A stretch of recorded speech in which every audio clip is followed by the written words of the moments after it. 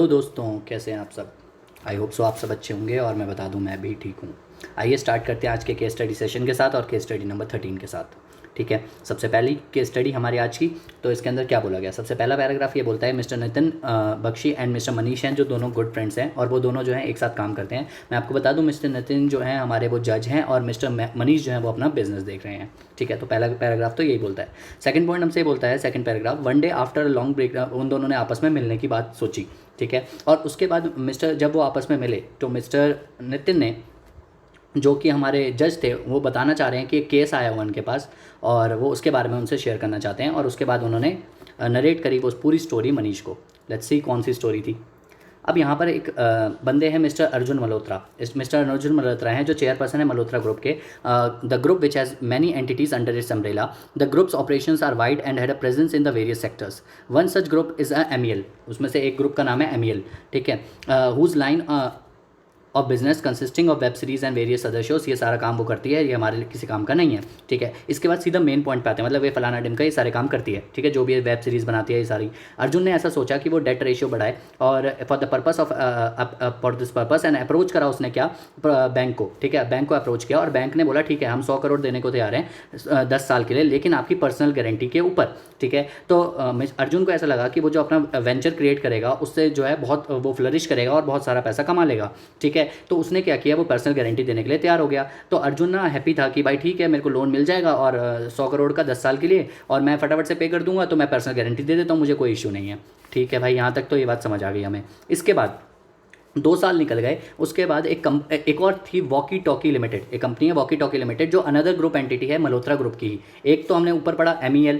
ठीक है, एक MEL है जिसके लिए 100 करोड़ का लोन लिया गया वेंचर के लिए। ठीक है, 10 साल के, और उसके लिए भी पर्सनल गारंटी दी मिस्टर अर्जुन ने। ठीक है, एक कंपनी है WTL जो भी हमारा मल्होत्रा ग्रुप की ही पार्ट है। ठीक है, उसका जो बिजनेस है of manufacturing and selling cell phones है और बार बार जो है वो रैपिडली चेंज होता है। जो एनवायरमेंट है आप सबको पता ही है कि जो मोबाइल फोन्स का है वो बहुत डायनेमिक एनवायरमेंट है, वो बार बार बदलता ही है। अर्जुन ने ऐसा सोचा कि कुछ बैंक से फंड लिया जाए। ठीक है, और 50 करोड़ रुपए उसने एक बैंक से लिए और उस पर भी उसकी पर्सनल गारंटी ही ली गई। ठीक है, पर्सनल गारंटी पे उसने 50 करोड़ रुपए लिए और अर्जुन ने दे दिया कि ठीक है यार मैं बिजनेस अच्छा खासा करूँगा, कोई दिक्कत नहीं है, मैं दे देता हूँ, मेरी इतनी औकात है कि मैं दे सकता हूँ पर्सनल गारंटी, तो मैं दे देता हूँ। तो अर्जुन ने क्या किया, पर्सनल गारंटी एग्जीक्यूट कर दी 50 करोड़ के लिए भी। तो अब 100 करोड़ के लिए भी अर्जुन ने दे दी और 50 करोड़ के लिए भी दे दी। बिजनेस वहाँ पर जो बिजनेस का नाम है MEL है और यहाँ पर जो नाम है WTL है। बस इतनी ही बात अब तक क्वेश्चन में समझ आई कि एक अर्जुन है और केस बता रहा है वो उसको। ठीक है, अपने दोस्त को, दो बैठ के एक जज हैं और एक बिजनेसमैन है और मिस्टर नितिन जो है वो केस बता रहे हैं अपने दोस्त को, ऐसे ही बातचीत कर रहे हैं, उनके पास एक केस आया मिस्टर अर्जुन का। ठीक है जी। अब अर्जुन ने क्या किया, अर्जुन ने ऐसा सोचा कि बेस्ट रहेगा कि वो अपना टाई अप कर ले किसी सर्विस प्रोवाइड करने वाली कंपनी के साथ। तो उनको एक कंपनी मिलती है जिसका नाम है, मैं आपको बता दूं, जिसका नाम है LPL लिमिटेड।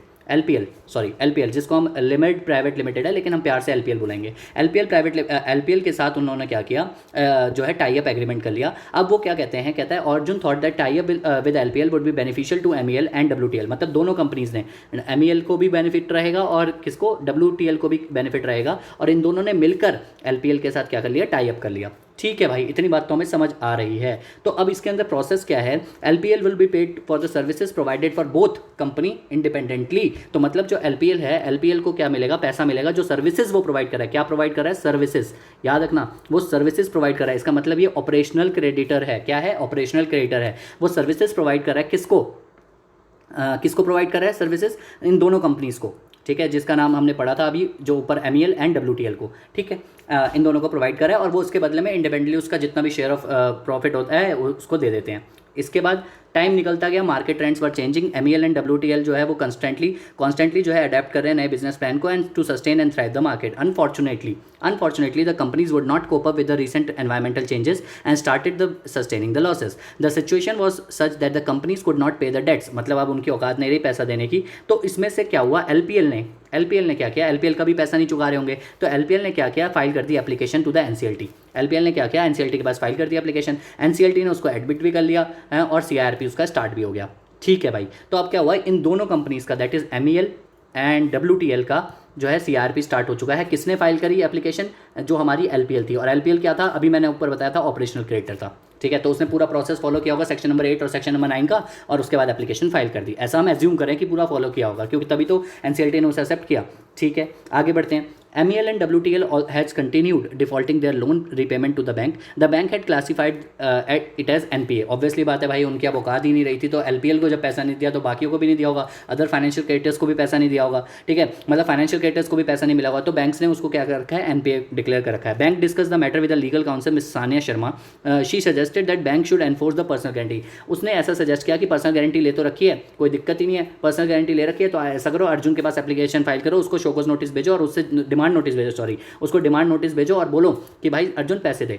ठीक है, अब अर्जुन क्या करता है, उसके बाद डिमांड नोटिस जब पहुंचता है तो वो अपने लॉयर के साथ डिस्कस करता है, और लॉयर क्या कहता है, उसका मिस्टर रोहन कुमार लॉयर है, वो कहता है कि एप्लीकेशन में ऐसा लिख दे कि मेरा इंसॉल्वेंसी रेजोल्यूशन प्रोसेस चल रहा है और मैं अभी, आप अपना विड्रॉ कर लीजिए डिमांड नोटिस, मैं आपको बाद में दे दूंगा, ठीक है, पैसे जैसे ही हमारी स्थिति सुधरेगी, जैसे ही मेरा इंसॉल्वेंसी प्रोसेस पूरा ठीक होगा तो मेरी औकात फिर से अच्छी हो जाएगी, मेरी अच्छी वर्थ हो जाएगी, मेरा बिजनेस अच्छे से फ्लरिश करने लगेगा, ऐसा अर्जुन ने बोला. और ऐसा लिख के कि प्लीज़ विड्रॉ कर लीजिए अपना डिमांड नोटिस, ऐसा बैंक को भेज दिया. अब बैंक क्या करता है, मिस सानिया शर्मा के पास जाता है कि भाई ये लेटर आया है, ये जवाब आया है मिस्टर अर्जुन शर्मा के पास से, सॉरी अर्जुन मल्होत्रा के पास से.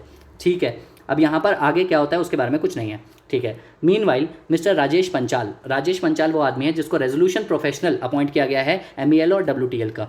ठीक है, मिस्टर राजेश पंचाल जो है वो immediately took the custody and control including the business of the records of the companies, the creditors of the companies included the bank LPL as well as orange rock limited. एक और company का नाम बताया गया ORL, ठीक है, जिसका नाम है ORL, जिसको हम प्यार से ORL बुलाएंगे, ऑरेंज रॉक लिमिटेड को. ठीक है, उसका भी नाम लिया गया, और उसने बोला which had given a loan to both companies for the purpose of its venture and raw material also. मतलब उस बंदे ने पैसे, फाइनेंशियल क्रेडिटर भी था और ऑपरेशनल क्रेडिटर भी था. क्यों? क्योंकि उसने लोन भी दिया था और उसने सामान भी दिया था. तो अगर ORL को क्या बोला जाएगा, ORL जो है फाइनेंशियल क्रेडिटर भी है और ऑपरेशनल क्रेडिटर भी है. तो मतलब जब कमिटी ऑफ क्रेडिटर्स बनेगी तो ORL का एक्सटेंट सिर्फ और सिर्फ फाइनेंशियल क्रेडिटर तक का देखा जाएगा, ऑपरेशनल क्रेडिटर को कंसिडर नहीं करेंगे for the purpose of committee of creditors. ठीक है, लेकिन फॉर द टाइमिंग मैं आपको बता दूं, जो ORL है वो दोनों कहलाएगा. क्या कहलाएगा? ORL जो है हमारा फाइनेंशियल क्रेडिटर भी कहलाएगा पार्टली, और पार्टली हमारा ऑपरेशनल क्रेडिटर भी कहलाएगा. ठीक है, यहाँ तक तो समझ आ गया.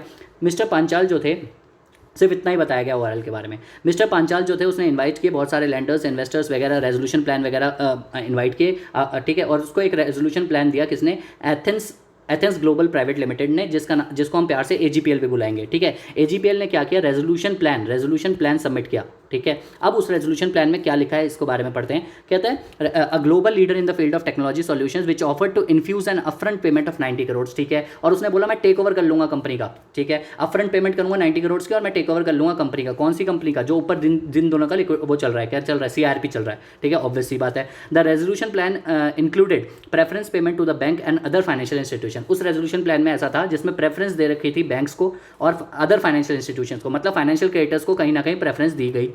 ठीक है, कोई दिक्कत नहीं है. However LPL was aggrieved. अब LPL कहते हैं भाई वो तो हमारे ठहरे ऑपरेशनल क्रेडिटर, वो एग्रीव्ड थे कि भाई इन्होंने क्या किया, इन्होंने क्या कर रखा है, इन्होंने फाइनेंशियल क्रेडिटर्स को वो दे रखी है, प्रेफरेंस दे रखी है. तो LPL was agree for not being given preference in the resolution plan. It submitted the plea to the NCLT to make an application. सीधा NCLT के पास चले गए. अरे अभी तो कमिटी ऑफ क्रेडिटर्स से अप्रूवल तो होने प्लान का भैया, अभी तक तो कमिटी ऑफ क्रेडिटर्स ने अप्रूवल ही नहीं किया, और LPL डायरेक्टली NCLT के पास चले गए. कमिटी ऑफ क्रेडिटर्स अप्रूवल करते हैं, उसके बाद बाकी का प्रोसेस होता है. कमिटी ऑफ क्रेडिटर्स सारी चीज़ों को कंसिडर करके ही करते हैं. ठीक है, अब देखो ये तो चले गए LPL सीधा NCLT के पास for necessary amendments in the resolution plan.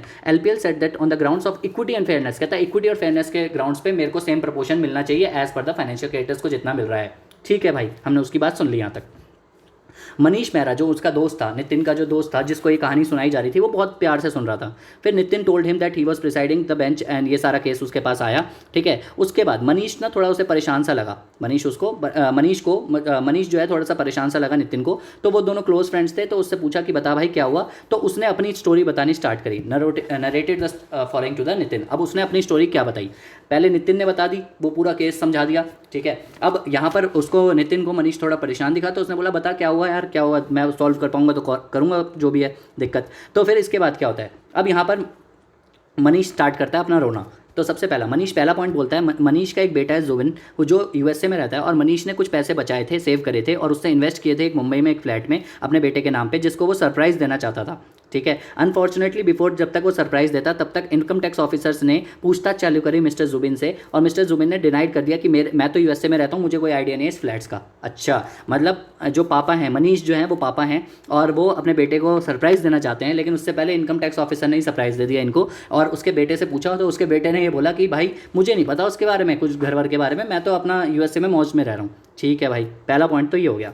एक और इशू है मनीष के साथ। Another issue was Manish has entered into an MOU for an apartment situated on outskirts of Mumbai in a place called Malshez with Thanos Builders and Makers Private Limited. The MOU was for the period of 99 years, effective from the date of signing. He paid TBPL that is Thanos Builders and Makers Private Limited a consideration of 50 lakh. 50 lakh को दे चुका है for the purpose of arrangement, and they agreed to keep occupancy fees of ₹500 per month. ठीक है। The document was duly stamp, सब कुछ registered वगैरह था। As per the terms of the MOU TBL को 5 साल के अंदर अंदर जो है वो आपको देना था। मनीष को 5 साल के अंदर अंदर TBL जो है हैंड ओवर करने वाला था।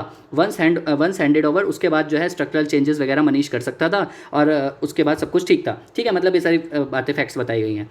द टर्म ऑफ 5 ईयर्स जो है वो खत्म होने वाला है, लेकिन अब तक कंप्लीशन नहीं हुआ है। तो दूसरा रोना तो उसने ये बोला कि मैंने एक प्रॉपर्टी खरीद रखी है रेरा में, मतलब रेरा एक्ट के हिसाब से इसमें क्वेश्चन होगा कुछ ना कुछ। ठीक है, तो यहाँ पर ये बोला गया कि मैंने एक प्रॉपर्टी खरीद रखी है भाई, और 5 साल में कंप्लीट करने का बोल रहा था वो, और अब तक 5 साल होने वाले हैं, अब तक तो कोई नामो निशान ही नहीं है, कंप्लीशन की स्टेज पे नहीं पहुंचा है। और पहले केस में इसने क्या बोला, PBT एक्ट हो गया यहाँ पर।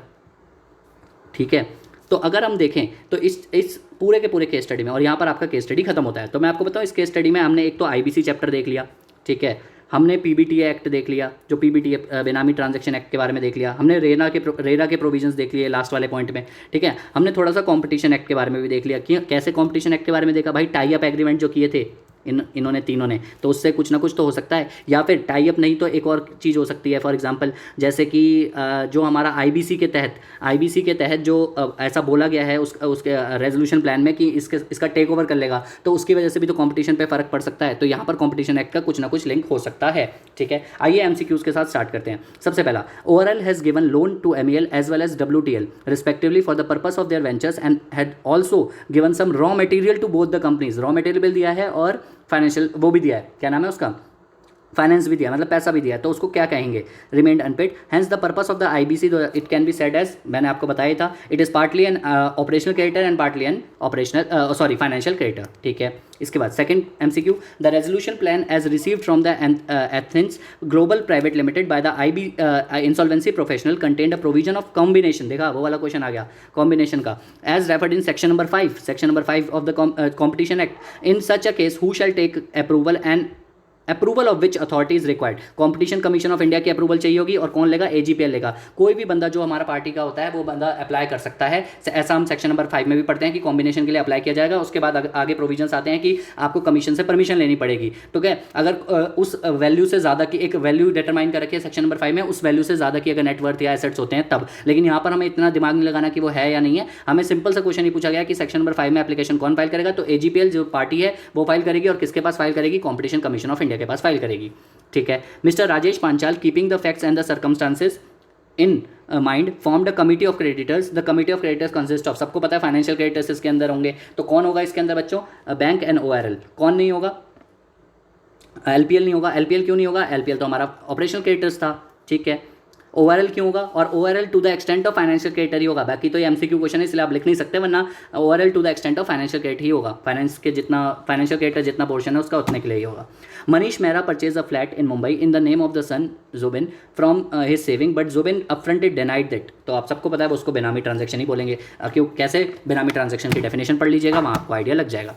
ठीक है, mister Manish Mehra has entered into the MOU for the Malshez premises with TBPL, but on account of lack of funds and financial difficulties, TBPL could not complete the construction and hand over the premises to TBPL within the, मतलब किसकी वजह से नहीं कर पा रहा वो पूरा, अगर मैं आपको बताऊं तो फाइनेंशियल डिफिकल्टीज़ की वजह से और फंड्स की वजह से नहीं कर पा रहा, फाइनेंशियल डिफिकल्टीज़ और फंड्स की वजह से नहीं कर पा रहा। ठीक है, अब construction and hand over the premises to TBPL within the time limit specified in the MOU and assuming that there was default on part of TBPL to return the funds to mister Manish on the application for withdrawal of the project. Mister Manish के पास क्या क्या records है, कौन कौन से act के तहत, देखो भाई, कंज्यूमर प्रोटेक्शन एक्ट में जा सकता है, क्योंकि रेरा आ गया, इसका मतलब ये नहीं है कि कंज्यूमर कंज्यूमर प्रोटेक्शन एक्ट में नहीं जा सकता। ऐसा मैंने एक केस लॉ भी समझाया था आपको। अगर आपको नहीं आता पता है ये बात तो आप केस लॉ की जाके मेरी वीडियो देख सकते हैं, वहाँ पर मैंने आपको समझाया हुआ है। केस कंज्यूमर प्रोटेक्शन एक्ट में भी जा सकता है, रेरा में भी जा सकता है, और फाइनेंशियल डिफिकल्टी है तो आईबीसी में भी जा सकता है। आपको शायद याद हो कि जो लोग पैसे देते हैं रेरा के तहत, मतलब जो हमारे रियल एस्टेट के लिए पैसे देते हैं, उनको फाइनेंशियल क्रेडिटर्स की उपाधि दे दी गई थी। तो अब ये आईबीसी भी फाइल कर सकते हैं। तो all of the above is the answer. तो the final answer is all of the above.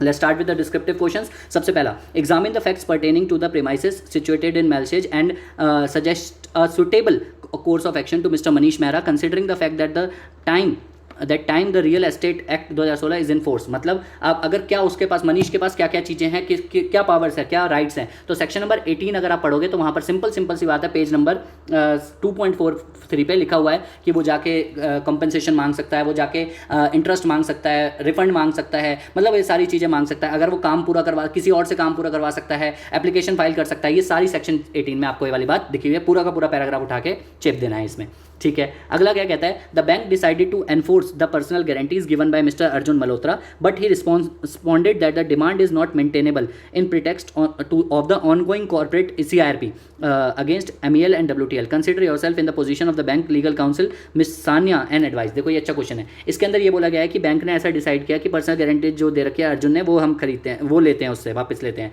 मतलब उसके बलबूते पे पैसा ले लेते हैं। बट उसने रिस्पॉन्ड किया कि वो अभी नहीं देगा क्योंकि हमारा CIRP चल रहा है। कंसिडर करो कि मिस सानिया जिसके पास जवाब गया था, तो वो क्या आगे जवाब लिखना चाहेगी, वो मतलब आगे क्या रिस्पॉन्स देगी अब मिस्टर अर्जुन मल्होत्रा को। तो यहाँ पर बहुत सिंपल सी अगर मैं आप लोगों को बताऊँ तो यहाँ पर section number 60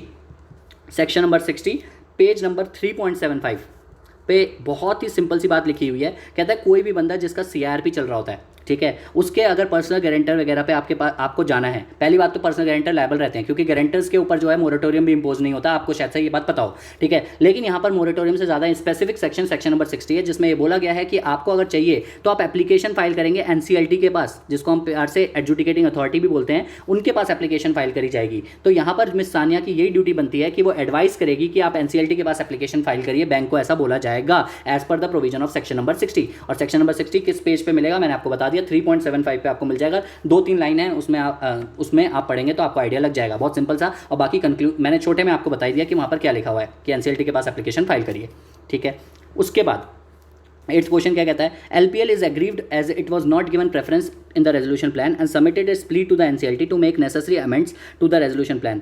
LPL is of the view that on the grounds of equity and fairness, it should be paid in the same proportion as the bank and the other financial institution. Considering yourself in the position of Mr. Nitin Bakshi, a judge hearing the case, please suggest. भाई देखो, सबसे पहले तो मैं नितिन बख्शी जी ये बोलेंगे कि भाई सुनो भाई, LPL तुम तो हो ऑपरेशनल क्रेडिटर्स, ठीक है, ऑपरेशनल क्रेडिटर हो। सबसे पहले तो कमिटी ऑफ क्रेडिटर्स अप्रूवल देगी, तो तुरंत तुम NCLT के पास तो जाओ मत, पहले रुक तो जाओ। कमिटी ऑफ क्रेडिटर जो होती है वो सारे के सारे फैक्ट्स को कंसीडर करती है रेजोल्यूशन प्लान के, ठीक है। RP भी कंसीडर करता है सारे फैक्ट्स को, उसके बाद अप्रूवल होता है। अगर इसका अप्रूवल हो भी जाता है, उसके बाद अगर जहाँ पर ये सारी बातें लिखी होती हैं कि ऑपरेशनल क्रेडिटर्स को पैसे कम नहीं मिलने चाहिए, अगर लिक्विडेशन होता, फॉर एग्जाम्पल अगर लिक्विडेशन होता तो बाई चांस फॉर एग्जाम्पल अगर लिक्विडेशन होता और ऑपरेशनल क्रेडिटर को 100 रुपीज़ मिलने वाले थे, ठीक है, तो इनकी ये जिम्मेदारी बनती है कि ये जरूर चेक किया जाए कि भाई अब अगर रेजोल्यूशन हो रहा है तो इसका मतलब ये नहीं है कि सिर्फ और सिर्फ ऑपरेशनल क्रेडिटर को 80 रुपीज़ मिलेंगे, ठीक है। तो उस चीज़ का डिफरेंस देखना होता है, मतलब कहीं से भी गलत नहीं होना चाहिए। लेकिन यहाँ पर